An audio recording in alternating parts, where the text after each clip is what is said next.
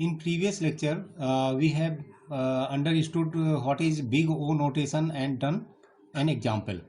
But in this video, we will do some more examples on big O notation. So let us start with an example. So consider example is 5n plus 8 equal to big O of n. हमें ये बताना है, prove करना है कि ये हमारा जो कॉम्प्लेक्सिटी फंक्शन एक्सप्रेशन गिवन है एफ एन, वो उसकी जो time complexity big O notation में आएगी वो ऑर्डर ऑफ एन की आएगी. ये हमें प्रूव करना है. यानी कि वी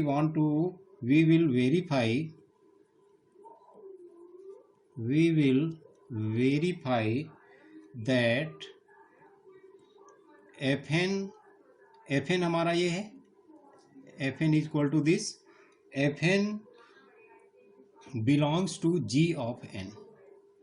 तो इसको प्रूव करने के लिए सबसे पहले हम डेफिनीशन लिखते हैं बिग ओ की. Zero is less than equal to f of n is less than equal to c into g N.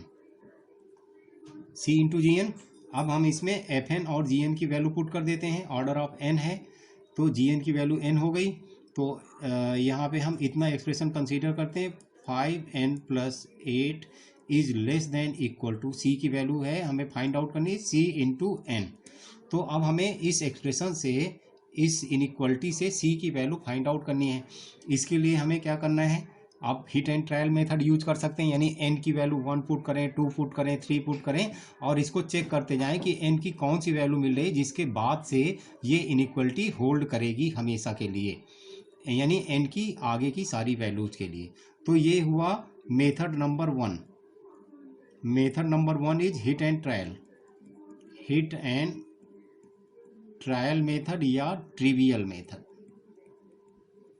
Here what you have to do, you have to put value of n for 1, 2, 3 onwards, and you have to find any one value of n for which this condition is holding.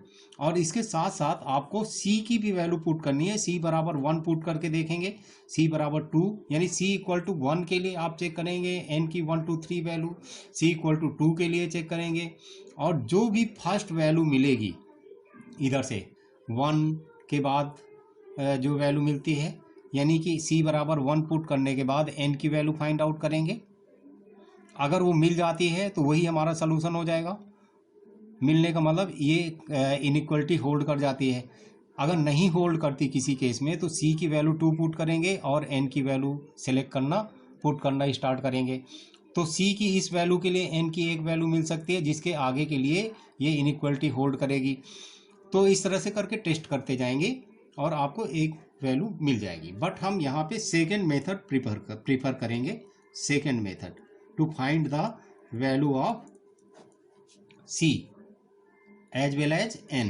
तो हम इसको लिख लेते हैं c dot n is greater than equal to 5n plus 8. इसको reverse करके लिख लिया. और यहाँ पे हमें c फाइंड आउट करना है, तो c is greater than equal to, n को राइट साइड में ले गए, 5 प्लस 8 अपॉन n. तो c is greater than equal to 5 plus 8 by n. तो अब हमें n की मिनिमम वैल्यू पुट करना है. Put minimum value of n. तो n की मिनिमम वैल्यू 1 है, तो यहाँ पुट करते हैं. तो c is greater than equal to 5 plus 8 which is equal to 13. तो इसका मतलब ये पता चल गया कि हमें c की वैल्यू 13 मिल रही है. ठीक है. तो अब और ध्यान दें कि अगर n की और बड़ी वैल्यू पुट करेंगे तो ये पूरे एक्सप्रेशन की वैल्यू इस 13 से छोटी ही आएगी. जैसे मैं n इक्वल टू 2 पुट करता हूँ तो ये हो जाएगा 4, और 4 प्लस 5 9 हो जाएगा. इसी तरह से n की और आगे की वैल्यू मैं पुट करूंगा तो ये वाली वैल्यू 13 से छोटी ही आएगी. इसका मतलब ये हुआ कि c की मेरी सुटेबल वैल्यू 13 आ रही है. तो हम 5n plus 8 is less than equal to 13 into n, ये हमारा हो गया. और ये 13 इंटू n का मतलब c इंटू जी एन है. This is equal to c into g n. तो जी एन की वैल्यू मेरी n आ गई और ये इनइक्वलिटी जो है होल्ड भी कर रही है for n equal to n0 बराबर 1 से आगे के लिए। तो हमें यही इनइक्वलिटी जो है प्रूव करनी थी कि fn जो है किसी c की वैल्यू के लिए इनटू मल्टीप्लाइड बाय gn से छोटा होगा। तो वो वैल्यू हमारी c की मिल गई है 13।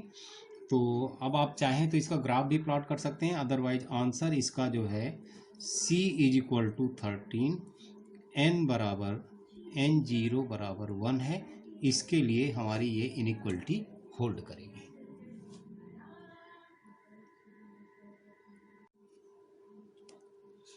ये फिर से एक टेक्निकल प्रॉब्लम की वजह से रिकॉर्ड नहीं हो पाया, तो हम फिर से इसको यहाँ से देख लेते हैं। हमने ये दूसरा एग्जाम्पल था 2n² प्लस 6n प्लस 10 ये गिवन है और gn इक्वल टू n² था। तो अब हमें ये प्रूव करना है कि इसका इस फंक्शन fn का जो बिग O ऑर्डर है वो n² होगा। तो इसके लिए हम सबसे पहले क्या करेंगे, 0 इज वही डेफिनेशन लेके चलेंगे, 0 is less than equal to fn is less than equal to c into gn। तो fn की जगह हमने fn की वैल्यू पुट कर दिया ये वाली, और less than equal to c into gn की जगह n², gn की जगह gn की वैल्यू n² आ गई।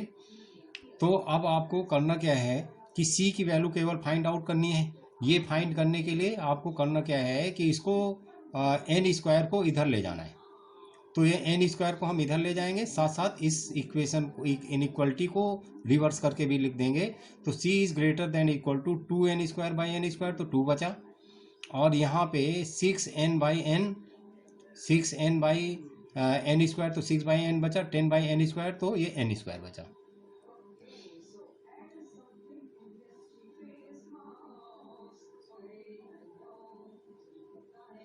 तो 10 बाई n² बचा। अब यहाँ से ये पता चल रहा है कि 6 + 2 8 + 10 इक्वल टू 18।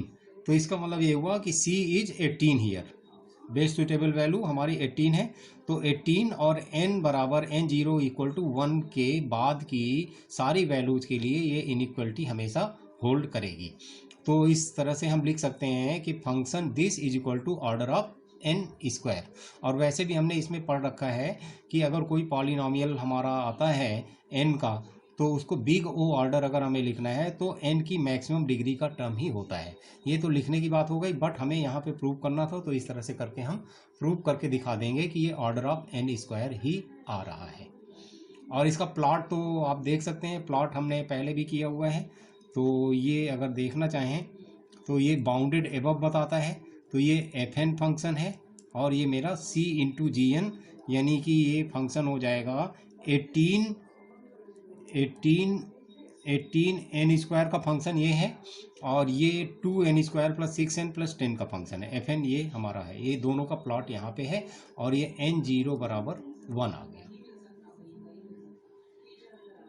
तो इस तरह से बाकी और एग्जाम्पल्स भी आप प्रैक्टिस कर सकते हैं, अपने आप एग्जाम्पल बना सकते हैं और उसकी कॉम्प्लेक्सिटी निकाल सकते हैं।